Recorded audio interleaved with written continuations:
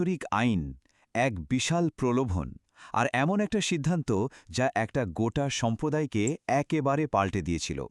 চলুন বিশ্বাসের পরীক্ষা নিয়ে এই অসাধারণ গল্পটার গভীরে যাওয়া যাক। আজকের এই আলোচনাটা শুরুই হচ্ছে একটা খুব বড় প্রশ্ন দিয়ে, যা এই গল্পের একেবারে কেন্দ্রে রয়েছে। আচ্ছা ভাবুন তো, কয়েকজনের ভুলের জন্য কি পুরো একটা সমাজ বা সম্প্রদায়কে তার ফল ভোগ করতে হতে পারে? এই প্রশ্নটা মাথায় রেখেই চলুন সামনে এগোনো যাক। তো আমাদের গল্পটা শুরু হচ্ছে নবী দাউদ আলাইসাল্লামের সময়। বনি ইসরায়েলের একটা দল যারা সমুদ্রের পাড়ে থাকত, আর তাদের জীবন চলত সেই সমুদ্রকে ঘিরেই। তাদের জন্য একটা খুব পরিষ্কার আর পবিত্র আইন ছিল, যার নাম সাব্বাত, মানে শনিবার হবে উপাসনা আর বিশ্রামের দিন। সেদিন কোনো রকম কাজ করা যাবে না। আর যেহেতু তারা ছিল জেলে সম্প্রদায়, তাদের জন্য কাজ মানেই ছিল মূলত একটাই জিনিস, মাছ ধরা। সোজা কথায়, শনিবারে মাছ ধরা সম্পূর্ণ নিষেধ। কিন্তু এই সহজ নিয়মটার সাথেই জুড়ে ছিল একটা কঠিন পরীক্ষা। এমন একটা পরীক্ষা যা তাদের বিশ্বাস আর আনুগত্যকে এক বড় চ্যালেঞ্জের মুখে ফেলে দিয়েছিল। ব্যাপারটা ছিল বেশ অবাক করার মতো। সপ্তাহের বাকি দিনগুলোতে যখন মাছ ধরায় কোনো বাধা নেই, তখন সাগরে মাছই পাওয়া যেত না।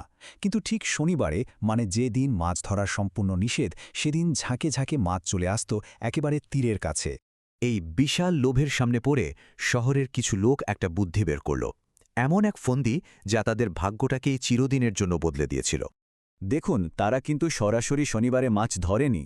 তাদের প্ল্যানটা ছিল অন্যরকম। তারা শুক্রবারে খাল কেটে রাখত।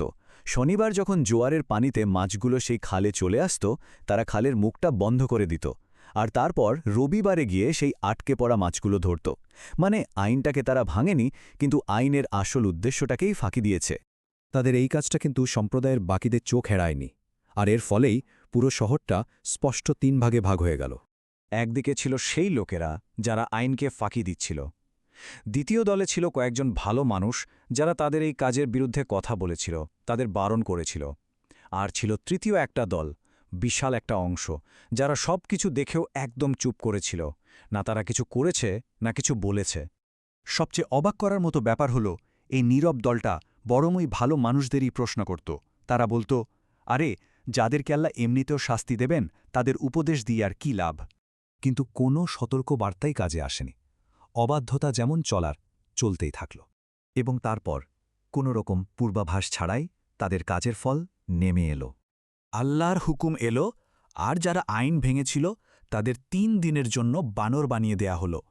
এরপর তারা সবাই মারা গেল। মানে শাস্তিটা ছিল খুব দ্রুত আর চূড়ান্ত। যারা অন্যায়ের বিরুদ্ধে কথা বলেছিল তারা বেঁচে গিয়েছিল, কিন্তু যারা সব দেখেও চুপ ছিল তাদের কি হয়েছিল, সেই বিষয়টা নিয়ে একটা প্রশ্ন কিন্তু থেকেই যায়। তো এই প্রাচীন গল্পটা থেকে আমরা আসলে কি শিখতে পারি? এর মধ্যে কিন্তু আমাদের জন্য অনেকগুলো জরুরি শিক্ষা লুকিয়ে আছে। প্রথমত, ঐশ্বরিক আদেশ শুধু মুখে মানলেই হয় না, মন থেকে মানতে হয়। দ্বিতীয়ত, চোখের সামনে অন্যায় দেখলে তার প্রতিবাদ করাটা একটা দায়িত্ব। আর সবশেষে, অন্যায়ের সময় চুপ করে থাকাও যে কত বড় বিপদ ডেকে আনতে পারে, সেটাও এই গল্প আমাদের দেখিয়ে দেয়।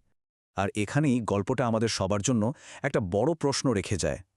আচ্ছা ভাবুন তো, কে বেশি দায়ী, যে অন্যায়টা করে সে, নাকি যে অন্যায়টা হতে দেখেও একদম চুপ করে থাকে?